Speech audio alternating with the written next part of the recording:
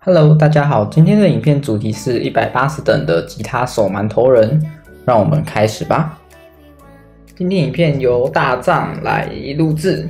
那吉他手馒头人其实早在2年前我就已经拍过影片了。那时候我应该是9星160等，那在1年前的时候也拍过一次，是9星的170或175等左右。那又过了约1年左右，他终于180了，但其实也不是最近的事啊。那他其实在可能是6月的时候，我就把他180等，或更早啦。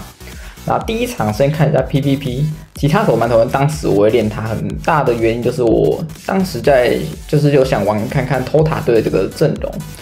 不过目前的阵容看起来是很过时的了，毕竟我在刷到这一场对战的时候，可能前面已经刷了20-30场了，所以可以看到现在很多人都有在对空啦，偷塔已经不是很实际的打法了。不过没关系，吉他手馒头人 PVP 可能不怎么好用，但我把它100P 绝对就是有意义的啦。那首先拿来当 P 桶，这个是绝对没问题的。那第二个就是我很常拿来打无限之塔。那无限之塔其实后期8结尾的关卡是一个纯力量型的限制。那纯力量型，大部分力量型角色其实都没有什么伤害，加上我的萤石其实也只有160等，所以它就算数据不错，它伤害其实也打不太出来。所以可以看到，我会用吉他手馒头人来协助我降低对手的技能抗性，那这样我就比较容易打到对手，而且以这关来说，我可以用击退把敌方击退到塔层后，这样就可以偷塔直接取得胜利。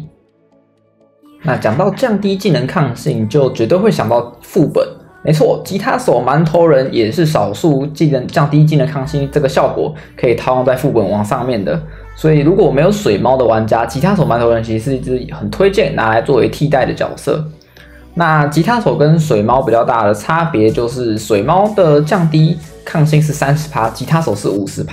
那个幅度比较不一样。所以换句话说，吉他手馒头人如果将效果套用在副本王上面的话，那其实可以造成的伤害是比水猫还来得更高的。不过在各大玩家实测之后，其实水猫感觉是比较容易套上效果啦。那这部分其实也很难去说明，毕竟没有数据可以来讲这些事情。